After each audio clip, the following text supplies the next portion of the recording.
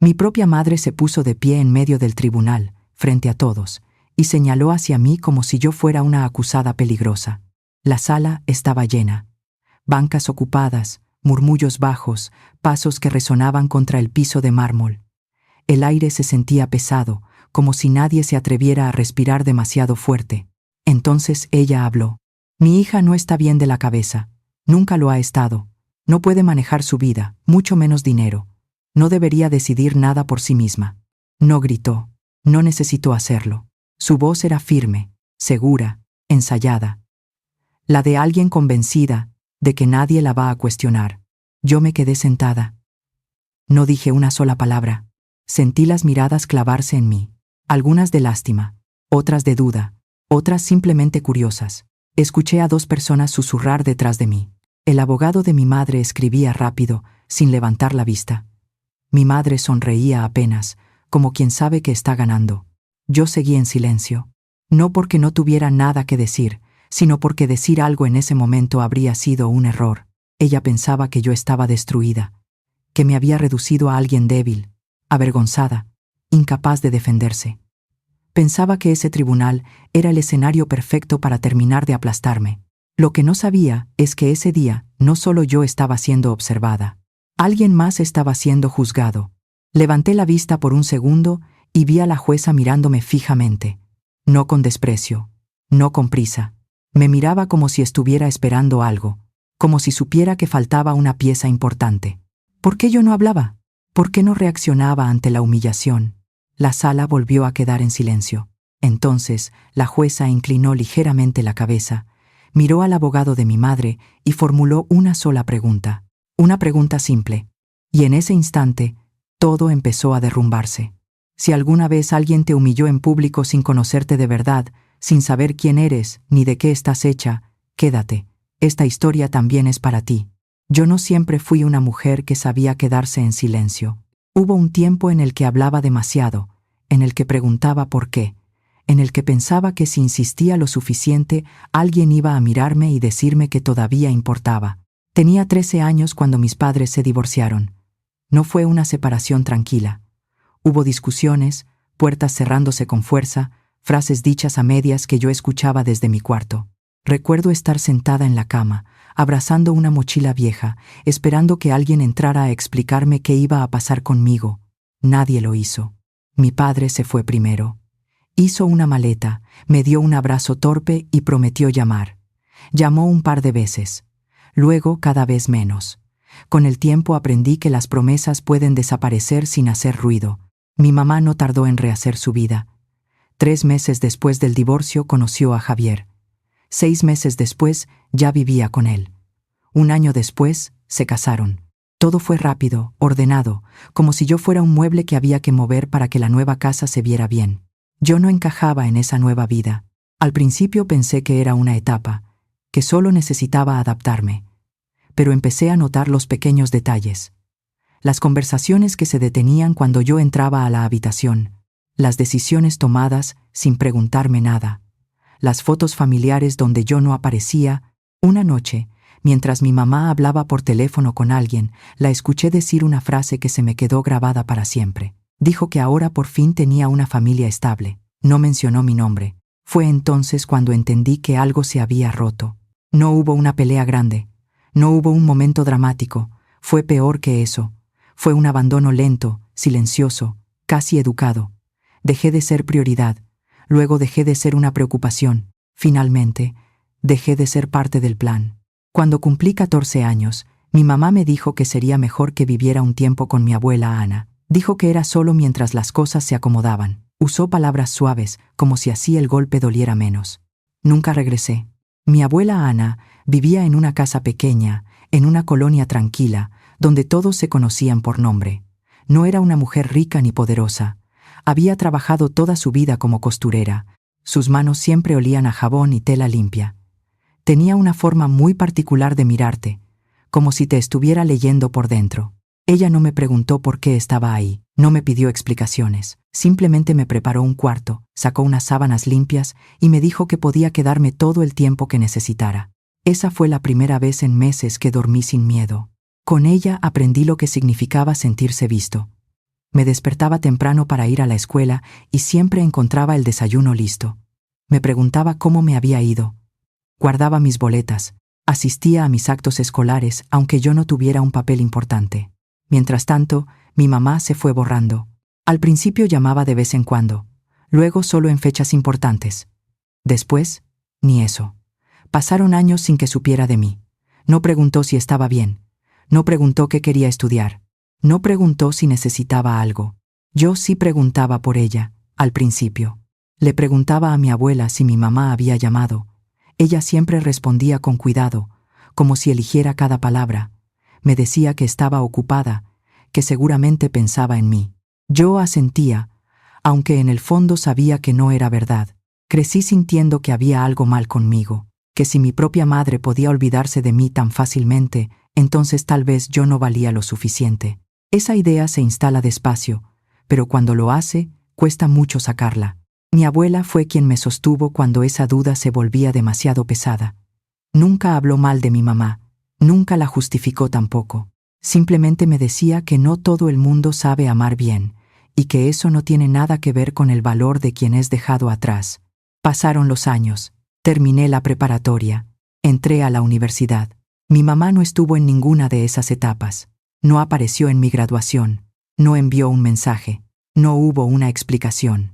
Aprendí a no esperar nada de ella. Aprendí a construir mi vida sin contar con su presencia. Me hice fuerte a la fuerza, porque no había otra opción. La única constante fue mi abuela.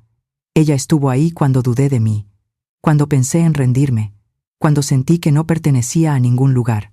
Fue mi casa, mi familia, mi refugio, y luego, cuando ya había aceptado que mi madre era parte del pasado, cuando ya no dolía pensar en ella, volvió. Pero no volvió para preguntarme cómo estaba. No volvió para disculparse. No volvió para reconstruir nada. Años después, mi mamá volvió, pero no por mí.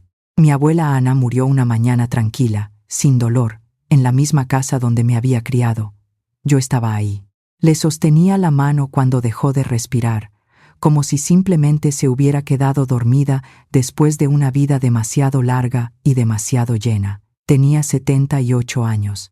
No gritó, no pidió nada, no se aferró, se fue con la misma dignidad con la que había vivido. Durante los días siguientes funcioné en automático. El velorio, los vecinos, las flores, las frases repetidas que la gente dice cuando no sabe qué más decir. Yo asentía, agradecía, sonreía por educación. Por dentro me sentía hueca. No solo había perdido a mi abuela, había perdido a la única persona que siempre estuvo de mi lado. Vivimos juntas más de 15 años. Compartimos rutinas, silencios, preocupaciones pequeñas. Yo sabía exactamente cómo tomaba el café, y ella sabía cuando algo me estaba pasando, aunque yo no dijera una palabra. Éramos familia de verdad, no por sangre, sino por presencia. El tema del testamento salió unos días después del funeral. No fue algo inesperado. Mi abuela siempre fue organizada. Guardaba documentos en carpetas etiquetadas, anotaba gastos en una libreta, revisaba todo 2 veces. Me había dicho en más de una ocasión que ya tenía todo arreglado para que yo no tuviera problemas cuando ella no estuviera. Me dejó la casa, su cuenta de ahorros, algunas cosas pequeñas que para otros no significarían nada, pero que para ella eran el resultado de toda una vida de trabajo. No era una fortuna, era simplemente lo que había construido con esfuerzo y cuidado. Cuando el abogado me lo confirmó, sentí una mezcla extraña de gratitud y culpa. Gratitud porque sabía que ella quería protegerme. Culpa porque una parte de mí pensó que tal vez alguien más se sentiría desplazado. Pensé, por un segundo, en mi mamá. No tardó mucho en aparecer.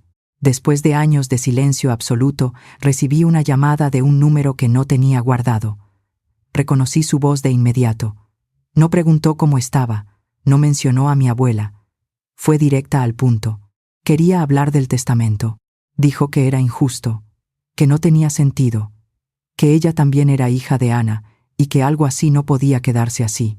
Hablaba como si estuviéramos retomando una conversación pausada la semana anterior, no como si hubieran pasado años sin saber nada de mí. Intenté mantener la calma. Le dije que esa era la decisión de mi abuela, que todo estaba en orden, que no había nada que discutir. Colgó sin despedirse. 2 semanas después, llegó la primera notificación legal. Mi mamá había presentado una demanda para impugnar el testamento. Alegaba que mi abuela no estaba en pleno uso de sus facultades mentales cuando lo firmó, que yo la había aislado, que había ejercido influencia indebida sobre una mujer vulnerable. Leí esas palabras varias veces, como si no entendiera el idioma en el que estaban escritas. Influencia indebida, manipulación, abuso emocional. Hablaba de la mujer que me había criado, que sabía exactamente cuántos pesos había gastado cada mes, que corregía a los empleados del banco si se equivocaban en un centavo. Hablaba de mi abuela como si hubiera sido una anciana perdida, incapaz de decidir por sí misma, y hablaba de mí como si fuera una extraña peligrosa. Lo más duro no fue la demanda en sí, fue darme cuenta de que mi mamá no había vuelto por mí, había vuelto por el dinero, por la casa, por algo que consideraba suyo, aunque nunca hubiera estado ahí cuando más se necesitaba. Pensé que eso sería todo. Un pleito legal más, incómodo pero manejable. Me equivoqué. Pocos días después, llegó un segundo documento. Esta vez no solo cuestionaba el testamento, pedía algo mucho más grave. Solicitaba que el tribunal me declarara incapaz de manejar mis propios asuntos, que se nombrara un tutor legal para administrar la herencia. Ese tutor, por supuesto, sería ella. Decía que yo tenía antecedentes emocionales, que había sido una adolescente inestable, que existía un riesgo real de que malgastara o perdiera el patrimonio familiar. Presentaba su preocupación como un acto de amor. Leí el documento con las manos temblando, no por miedo, sino por incredulidad. La mujer que me había dejado ir sin mirar atrás, ahora decía preocuparse por mi bienestar. La misma que no sabía en qué trabajaba, ni dónde vivía, ni quién era yo en realidad. Ese fue el momento en que entendí que esto no iba a ser solo una disputa por una herencia. Mi mamá no solo quería lo que mi abuela me había dejado, quería demostrar que yo no merecía tenerlo. Y eso no fue lo peor que pidió. La segunda notificación legal no solo cuestionaba el testamento de mi abuela, iba directamente contra mí. Mi mamá solicitaba al tribunal que me declarara incapaz de manejar mis propios asuntos. Decía que yo no estaba en condiciones de tomar decisiones financieras, que representaba un riesgo para mí misma y para el patrimonio familiar. Leía esas frases una y otra vez, tratando de entender cómo alguien podía escribir algo así sobre su propia hija sin temblarle la mano.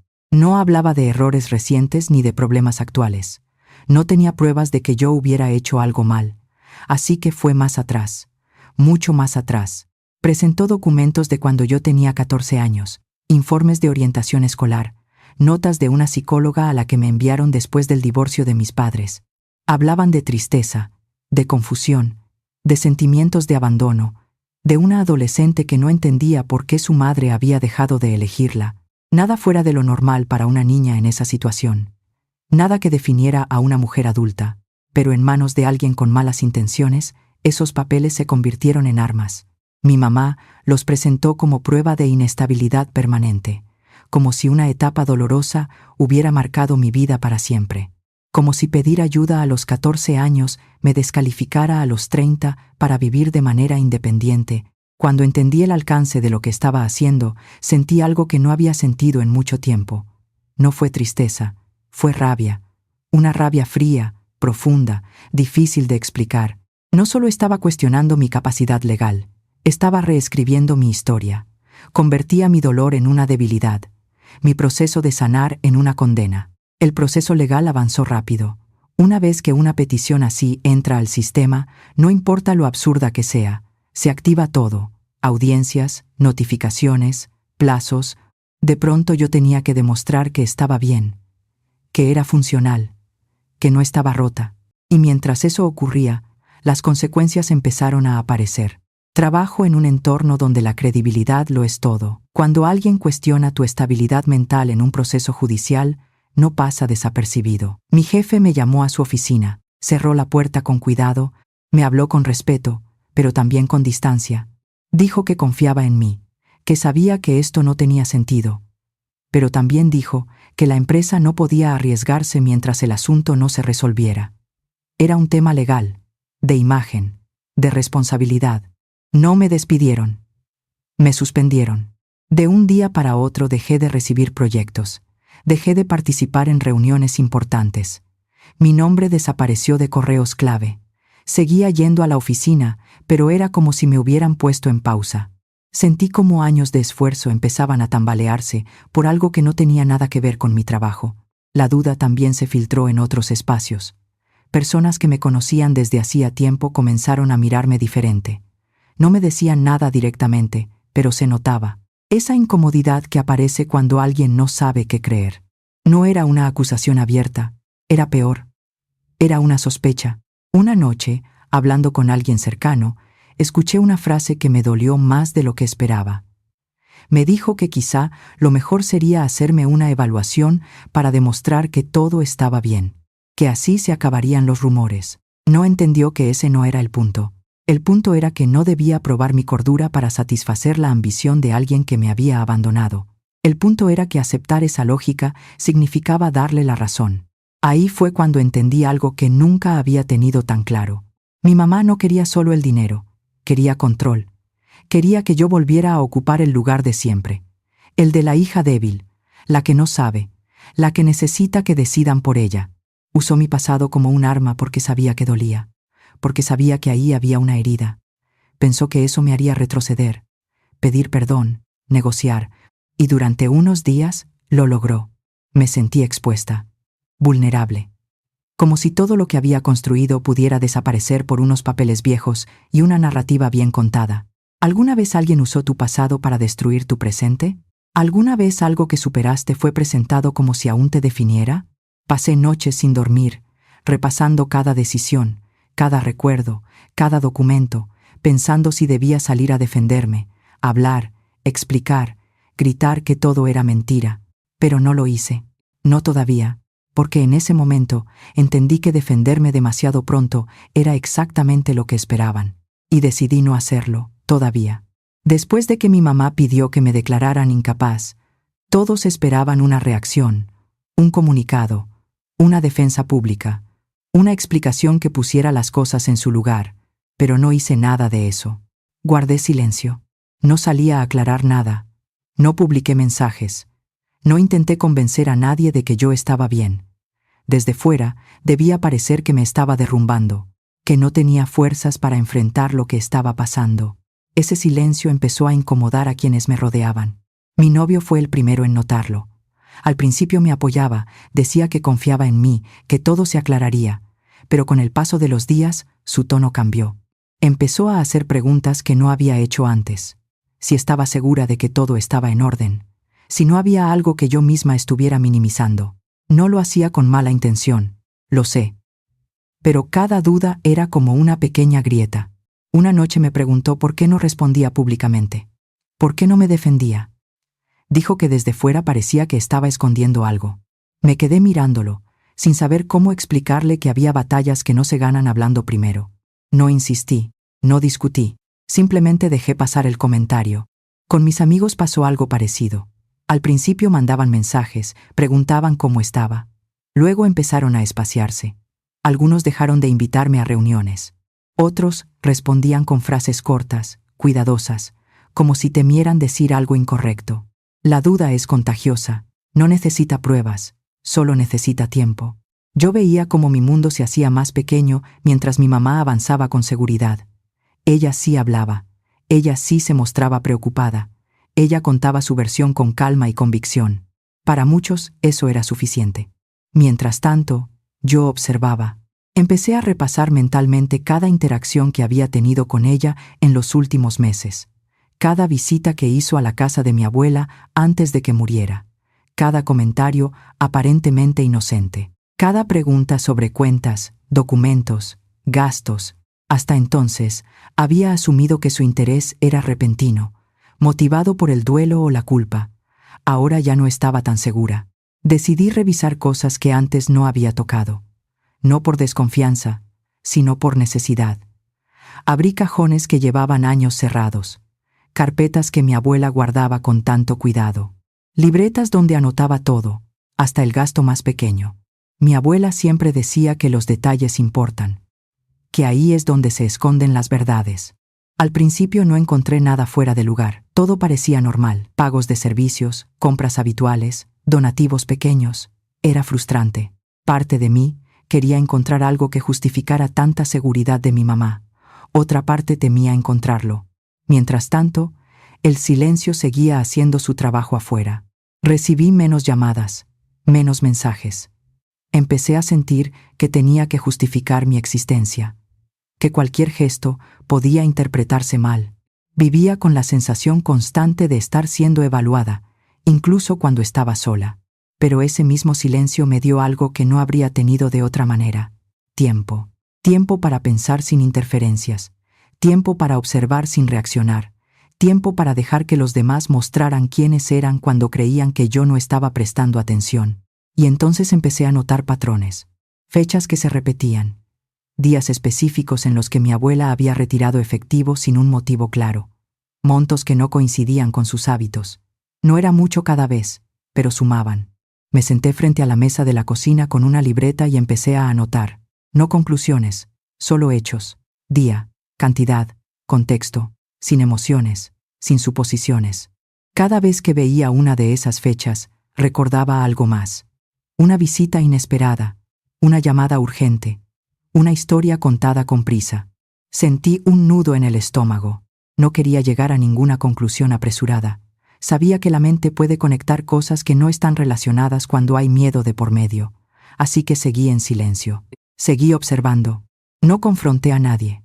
No pregunté nada. Dejé que el proceso avanzara, como si yo no estuviera haciendo nada. Desde fuera, parecía débil, aislada, desorientada.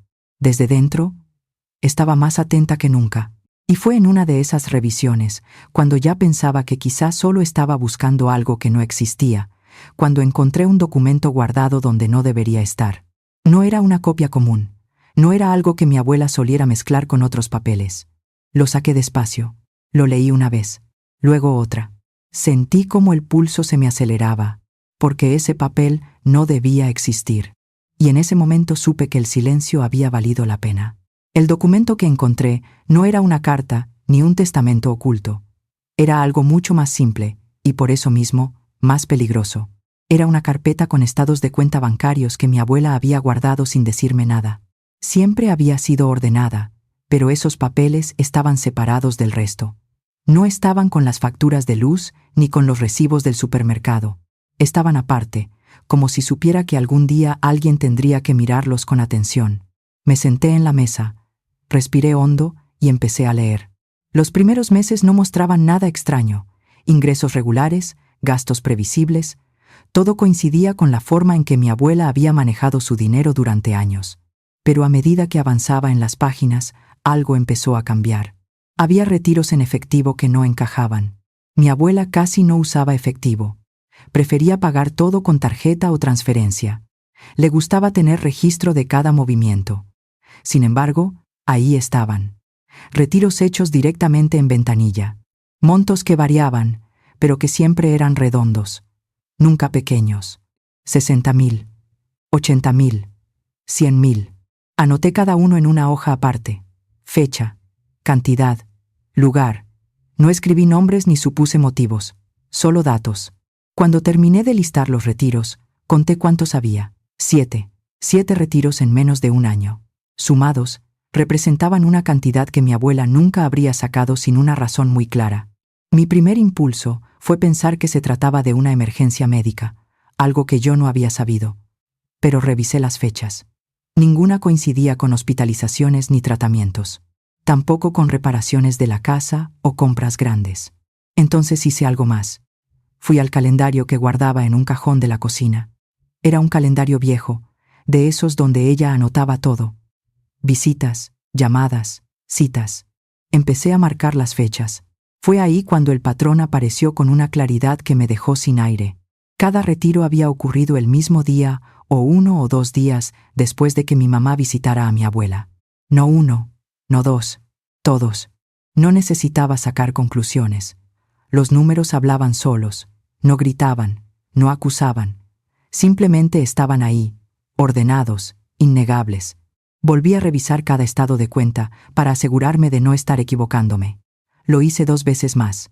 El resultado fue el mismo. Me quedé mirando la hoja llena de fechas y montos, sintiendo una mezcla extraña de calma y vértigo. No había emociones en los números. No había versiones, solo hechos.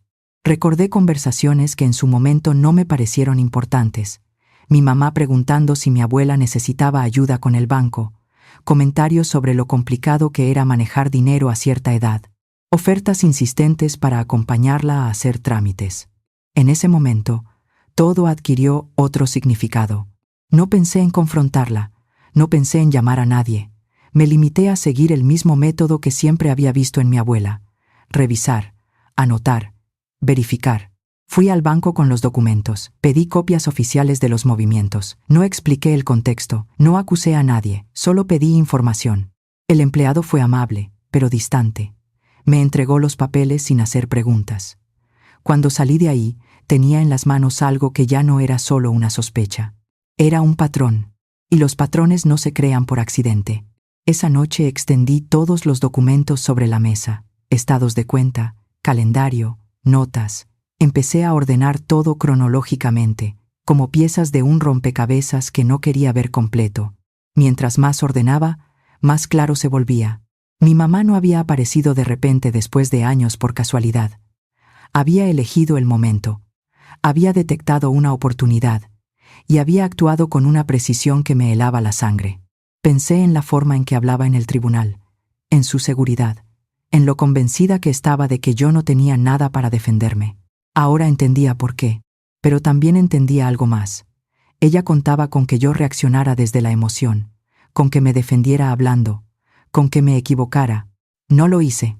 Guardé todo en una carpeta nueva. No escribí conclusiones, no marqué culpables, solo dejé que los números contaran la historia.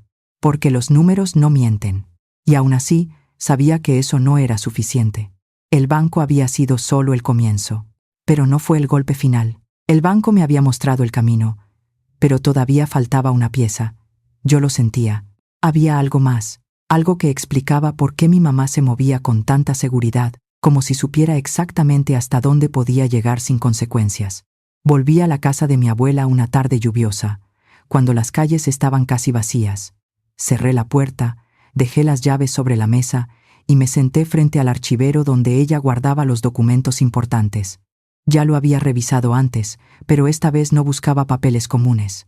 Buscaba algo que no debía estar ahí. Mi abuela tenía una lógica muy clara para ordenar sus cosas: contratos con contratos, recibos con recibos, identificaciones en una sola carpeta. Por eso me llamó la atención un sobre grueso, sin etiqueta, escondido entre papeles que no tenían nada que ver. Lo abrí con cuidado. Dentro había una copia de un poder notarial. Mi corazón se aceleró. No recordaba haber visto ese documento antes. Leí el encabezado. Decía que mi abuela otorgaba facultades amplias para manejar sus cuentas y tomar decisiones financieras en su nombre. El nombre de la persona autorizada estaba ahí, claro como el día. Era el de mi mamá. Leí el documento completo sin parpadear. Fecha, firmas, sello. Todo parecía, a simple vista, correcto. Demasiado correcto. Recordé algo que mi abuela me había dicho meses antes de morir, que había tenido un día confuso, que había firmado unos papeles sin estar completamente segura de para qué eran. En ese momento no le di importancia. Pensé que se trataba de algún trámite menor. Ahora entendía. Revisé la fecha del poder notarial. Estaba fechado en un periodo en el que mi abuela ya mostraba señales claras de confusión ocasional. No era incapaz, pero sí vulnerable, y alguien había aprovechado eso. Decidí comprobar un detalle que parecía pequeño, pero que podía decirlo todo. Busqué el nombre del notario. Era alguien que mi abuela no conocía.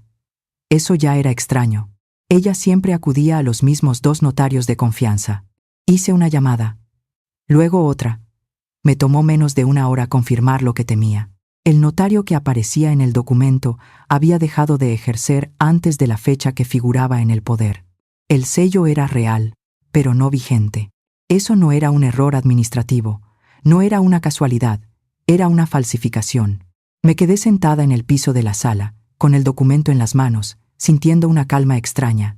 No era alivio, era certeza. Ya no estaba especulando, ya no estaba uniendo puntos al azar. Esto era un plan. Mi mamá no solo había retirado dinero, no solo había aparecido cuando mi abuela estaba más frágil, había construido una trampa legal, una que le permitiría explicar cada movimiento, justificar cada retiro y al mismo tiempo presentarme a mí como el problema. Todo encajaba. El poder notarial era la base de su seguridad. Con ese documento podía decir que actuaba con autorización, que todo lo había hecho por ayudar, que yo estaba exagerando o confundida. Y si lograba que me declararan incapaz, yo no tendría voz para cuestionarlo. Esa noche no dormí.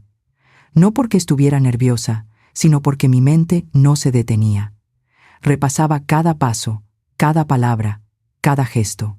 Pensaba en cómo alguien puede preparar algo así durante meses sin sentir culpa. Pensé también en mi abuela, en su vergüenza silenciosa, en el motivo por el cual nunca me habló de ese documento. No porque no confiara en mí, sino porque no quería que yo cargara con eso. Ahora lo entendía todo. Lo más difícil fue aceptar una verdad incómoda.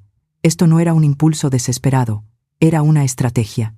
Mi mamá no improvisó, calculó, y eso significaba que no iba a detenerse fácilmente. Guardé el poder notarial en una carpeta aparte, junto con los estados de cuenta, junto con mis notas. Todo empezaba a formar un expediente que hablaba por sí solo. Tenía suficiente para confrontarla, para llevar el documento al tribunal de inmediato, para exigir explicaciones. No lo hice, porque hacerlo en ese momento habría sido advertirles que yo ya sabía. Habría hecho que se defendieran, que ajustaran su historia, que taparan otros rastros que yo aún no veía. Así que tomé una decisión que muchos no habrían entendido. Decidí no alertarlos. Después de encontrar el poder notarial, todo cambió para mí. No por fuera, sino por dentro. Ya no estaba reaccionando, estaba planeando. Sabía que si mostraba mis cartas demasiado pronto, perdería la única ventaja real que tenía. Mi mamá y su abogado estaban convencidos de que yo no tenía nada, de que estaba acorralada, confundida, agotada. Esa confianza era su punto débil. Así que decidí no contraatacar de inmediato. Respondí a las notificaciones legales de la forma más básica posible. Negué las acusaciones. Afirmé que era capaz de manejar mis asuntos. Nada más. No adjunté documentos. No mencioné el banco. No hablé del poder notarial. No dejé entrever que había algo más. Desde fuera, parecía una defensa pobre, casi inexistente. Mi abogado me miró con sorpresa cuando le expliqué lo que quería hacer. No porque no confiara en mí, sino porque no es común quedarse callada cuando alguien intenta quitarte tu capacidad legal. Le pedí que confiara, que siguiéramos el proceso sin provocar reacciones. Del otro lado, la respuesta fue inmediata. El abogado de mi mamá pidió una declaración previa. Quería interrogarme antes de la audiencia. Acepté sin poner resistencia. Otra vez, parecía una señal de debilidad. El día de la declaración llegué puntual. Me senté frente a la cámara, con las manos cruzadas sobre la mesa. Respondí cada pregunta de la forma más simple posible. Dije dónde había estudiado, a qué me dedicaba, que había visto a una orientadora escolar cuando era adolescente, nada más. No expliqué, no me defendí, no agregué contexto. Mientras hablaba, veía la imagen de mi mamá en la pantalla. Al principio estaba tensa. Luego, poco a poco, su expresión cambió. Empezó a relajarse, a sonreír, a asentir como si confirmara lo que siempre había pensado. Pensó que me había rendido. Cuando terminó la declaración, colgué la llamada y me quedé sentada unos minutos en silencio. Sabía que esa actuación era necesaria, que dejar que me subestimaran era parte del plan. Las semanas siguientes pasaron lentas. La fecha de la audiencia se acercaba y yo seguía sin mover una sola pieza en público. La gente interpretó ese silencio como agotamiento, como miedo. El día del tribunal amaneció nublado. Me levanté temprano, me vestí de manera sencilla. No quería llamar la atención, no quería parecer alguien que iba a hacer una declaración. Iba a observar, a esperar. Llegué al edificio con tiempo de sobra. Me senté en una banca del pasillo, respirando despacio. No estaba nerviosa, estaba concentrada. Mi mamá llegó unos minutos después, acompañada de su abogado. Caminaba con la cabeza en alto, vestía elegante, segura. Cuando me vio, no dudó en mostrarlo. Me lanzó una mirada cargada de desprecio, como si ya hubiera ganado. No me devolvió el saludo, no hizo falta. Entramos a la sala cuando nos llamaron. El lugar era más pequeño de lo que imaginaba. Un tribunal de esos donde se toman decisiones importantes sin público, sin espectáculo. Me senté junto a mi abogado. Frente a nosotros, mi mamá y el suyo. Mientras esperábamos a que entrara la jueza, observé cada detalle. El abogado revisando sus notas con rapidez. Mi mamá acomodando su bolsa con cuidado. La tranquilidad en su postura. No había nervios, no había dudas. Todo iba según lo planeado. Para ella, cuando la jueza entró, todos nos pusimos de pie. Su presencia llenó la sala de inmediato. Se sentó, revisó el expediente, levantó la vista y miró primero al abogado de mi mamá. Luego me miró a mí. Sus ojos se detuvieron un segundo más de lo habitual. No fue una mirada dura ni amable. Fue una mirada atenta, como si estuviera evaluando algo que aún no encajaba del todo. Sentí un leve cambio en el aire. El abogado de mi mamá empezó a hablar. Expuso su caso con seguridad. Habló de preocupación, de protección, de una madre que solo quería lo mejor para su hija. Mencionó mis supuestos problemas, mi incapacidad, mi silencio como prueba de ello. Yo me mantuve inmóvil, las manos quietas, la mirada al frente. Mi mamá asentía con cada palabra. Todo parecía cerrado, ordenado, previsible, hasta que la jueza levantó la vista. La jueza levantó la vista del expediente con un gesto lento, casi imperceptible. El abogado de mi mamá acababa de terminar su exposición. En la sala quedó un silencio incómodo, de esos que duran apenas unos segundos pero se sienten largos. Entonces ella habló. ¿Usted sabe realmente quién es esta mujer? No alzó la voz. No parecía molesta. Hizo la pregunta como quien señala algo evidente que nadie más ha querido ver. El abogado parpadeó. Bajó la mirada a sus notas, pasó una página, luego otra. Se aclaró la garganta. Miró a mi mamá, como buscando ayuda. Después me miró a mí por primera vez desde que había comenzado la audiencia. Respondió algo vago. Dijo mi nombre, dijo mi edad, dijo que yo trabajaba en un área administrativa, nada más. La jueza no reaccionó de inmediato. Se recargó ligeramente en el respaldo de su silla y volvió a preguntar, esta vez con más precisión. La mujer a la que su clienta acaba de describir como incapaz. ¿Sabe quién es realmente? El abogado dudó. Esa duda fue el primer quiebre visible. Ya no hablaba con la misma seguridad. Sus palabras empezaron a enredarse. Dijo que, según la información presentada, yo tenía antecedentes emocionales y que por eso existía una preocupación legítima. Mi mamá lo observaba con el ceño ligeramente fruncido. Algo en la sala había cambiado, aunque todavía nadie lo decía en voz alta. Fue entonces cuando mi abogado se puso de pie. No hizo un discurso largo, no levantó la voz. Simplemente pidió permiso para aclarar la información que el tribunal tenía sobre mí. La jueza asintió. Por primera vez desde que todo había comenzado, alguien habló de mí como una persona completa. Dijo cuál era mi formación. Dijo a qué me dedicaba realmente. Dijo cuántos años llevaba trabajando de manera estable. Dijo que nunca había tenido problemas legales ni financieros, que administraba mis propios asuntos desde hacía años sin incidentes. Yo seguía sentada. No sonreí. No levanté la cabeza con orgullo. Me limité a escuchar, como si no se tratara de mí. No porque no me importara, sino porque sabía que ese no era el momento de reaccionar. La jueza escuchaba con atención. Tomaba notas. Hacía pequeñas marcas en el expediente. Luego miró directamente a mi mamá. Su expresión no era dura, pero tampoco era amable. Era una mirada profesional, de esas que no juzgan emociones, solo hechos. Mi mamá evitó su mirada por un segundo. Fue un gesto mínimo, pero suficiente. Ya no parecía tan segura. Yo sentí algo que no esperaba. No fue satisfacción, no fue alivio, fue una calma extraña, como si por primera vez alguien estuviera viendo la situación completa, no solo la versión más ruidosa. La jueza volvió a dirigirse al abogado de mi mamá. Le preguntó por qué no se había presentado información actual sobre mi estado. ¿Por qué se apoyaba exclusivamente en documentos de mi adolescencia? ¿Por qué no había considerado mi trayectoria adulta? El abogado intentó responder, pero cada frase parecía abrir más preguntas. Mi mamá apretó los labios, movió las manos sobre su bolsa, ya no asentía. Yo seguía en silencio. No necesitaba decir nada. Todo lo que había querido demostrar con palabras durante semanas estaba empezando a mostrarse solo. La jueza cerró el expediente con cuidado. Miró a ambas partes y dijo que, antes de continuar con los argumentos, necesitaba una visión más clara de los hechos que rodeaban la administración del patrimonio. Fue una frase simple, pero para mí significó todo, porque esa era la puerta que había estado esperando. Mi abogado volvió a ponerse de pie. No había emoción en su voz, solo certeza. Dijo que contábamos con documentación relevante, que el tribunal aún no había visto y que podía ayudar a aclarar el contexto completo del caso.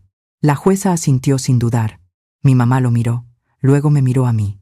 Sus ojos ya no mostraban desprecio, mostraban confusión, algo parecido a una inquietud que no esperaba sentir. Yo mantuve la mirada tranquila. No desvié los ojos, no bajé la cabeza. No había llegado hasta ahí para disfrutar ese momento. Había llegado para terminar lo que otros habían empezado.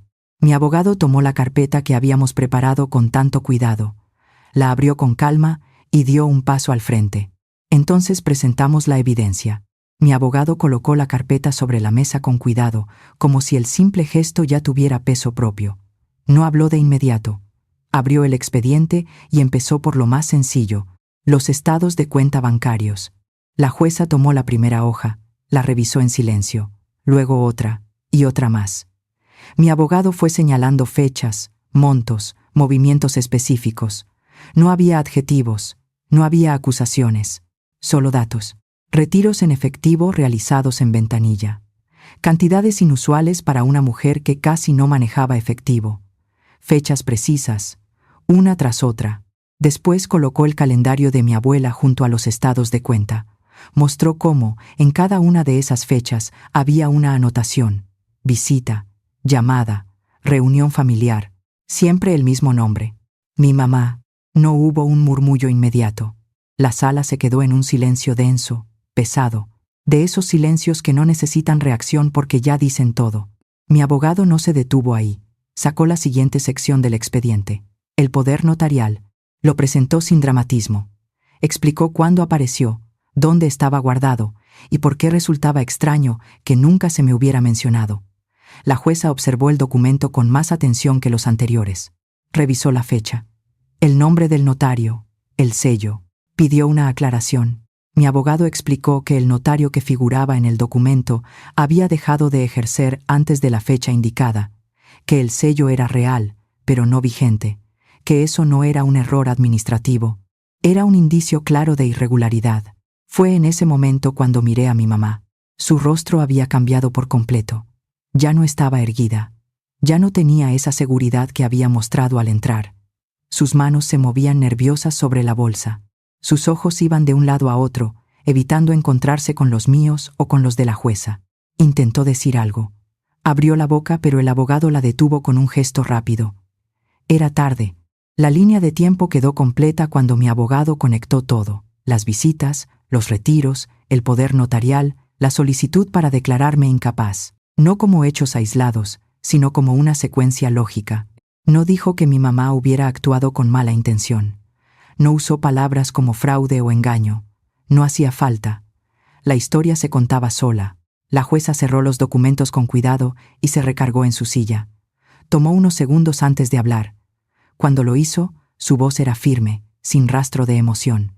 Dijo que, a la luz de la evidencia presentada, el tribunal no podía ignorar las inconsistencias, que existían indicios suficientes para cuestionar no solo la validez de las acusaciones contra mí, sino también la forma en que se había administrado el patrimonio de mi abuela. Mi mamá empezó a llorar. No fue un llanto contenido ni silencioso, fue abrupto, desordenado. Decía que todo era un malentendido, que solo había querido ayudar, que yo estaba exagerando. Nadie la interrumpió. Nadie la consoló. Cuando terminó, la jueza habló de nuevo. Dijo que el tribunal no estaba ahí para resolver culpas emocionales, sino hechos, y que los hechos indicaban la necesidad de una revisión más profunda. Anunció que el expediente sería remitido a una instancia de investigación para determinar posibles irregularidades legales. Dijo que la petición para declararme incapaz quedaba suspendida de inmediato, y que cualquier decisión sobre la herencia quedaría en pausa hasta que se aclarara la situación. El golpe fue seco. Mi mamá se quedó inmóvil. Su abogado cerró su carpeta con torpeza. Ya no tomaba notas, Ya no tenía nada que decir. Yo seguía sentada, con las manos sobre las piernas, respirando despacio. No sentí triunfo. No sentí alivio inmediato. Sentí algo más profundo, una especie de equilibrio. La verdad no había necesitado gritar. No había necesitado dramatizar. Solo había sido presentada en el momento correcto. La jueza dio por terminada la audiencia. Nos pidió a ambas partes que nos retiráramos. Cuando me puse de pie, sentí las piernas un poco débiles, pero no bajé la cabeza. Mi mamá no me miró cuando salimos de la sala. Caminaba rápido, como si quisiera huir de algo que ya no podía alcanzar. En el pasillo, mi abogado me dijo en voz baja que habíamos hecho lo correcto, que ahora todo dependía de la investigación. Yo asentí, sin decir nada. Sabía que lo más difícil ya había pasado, pero también sabía algo más. Esto no era el final, porque cuando la verdad empieza a hablar, rara vez se detiene donde uno cree. Pero la historia no terminó ahí. Después de esa audiencia, todo avanzó en silencio. No hubo escándalos ni titulares, solo procesos, investigaciones, llamadas formales, solicitudes de información. La verdad siguió su camino sin necesidad de aplausos. El tribunal rechazó la petición para declararme incapaz de manera definitiva. Mi nombre dejó de estar asociado a dudas y sospechas. Poco a poco, las puertas que se habían cerrado empezaron a abrirse otra vez. Volví a trabajar con normalidad. Recuperé proyectos, responsabilidades, confianza. La investigación sobre la administración del patrimonio siguió su curso. Yo no participé más de lo necesario. Ya había entregado todo lo que tenía. Lo demás no estaba en mis manos. Lo que sí estaba en mis manos era decidir cómo seguir viviendo. Conservé la casa de mi abuela. No la vendí, no la renté, no la convertí en un recuerdo lejano. Ahí sigo yendo cuando necesito silencio, cuando necesito recordar de dónde vengo. Me siento en la misma mesa donde ella hacía cuentas, donde anotaba cada gasto con paciencia. A veces preparo café y dejo que el tiempo pase sin prisa. Esa casa no es un premio, es un refugio. Aprendí algo que no se enseña en ningún lugar. La justicia no grita, no humilla, no corre. La justicia observa, espera y actúa cuando todo está listo. Durante mucho tiempo pensé que defenderme significaba hablar más alto, explicarme, convencer. Hoy sé que no siempre es así. A veces, la mejor defensa es sostener la verdad con calma y dejar que haga su trabajo. Mi silencio no fue cobardía, fue tiempo. Tiempo para entender, tiempo para ver con claridad, tiempo para no equivocarme. Si esta historia te hizo sentir algo, si en algún momento te viste reflejado, me gustaría leerte. Déjame un comentario. A veces compartir lo que vivimos también es una forma de sanar.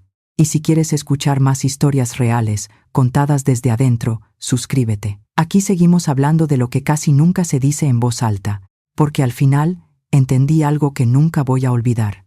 El silencio no me protegió, pero la verdad, sí. Si esta historia te tocó de alguna manera, si hubo un momento en el que sentiste rabia, tristeza o alivio junto conmigo, me encantaría saberlo. Cuéntame en los comentarios qué parte fue la que más te impactó o con cuál te sentiste más identificado. También dime, ¿desde dónde me estás escuchando? A veces pensar que esta historia llegó a otra ciudad, a otro país, a otra persona que la necesitaba, le da aún más sentido a todo. Si crees que esta historia puede ayudar a alguien más, si conoces a alguien que esté pasando por algo parecido, compártela. A veces una sola historia llega en el momento justo, y si quieres seguir escuchando relatos reales, contados sin gritos, sin exageraciones, pero con verdad, suscríbete al canal y activa las notificaciones. Aquí seguimos contando historias que muchos viven en silencio. Gracias por quedarte hasta el final.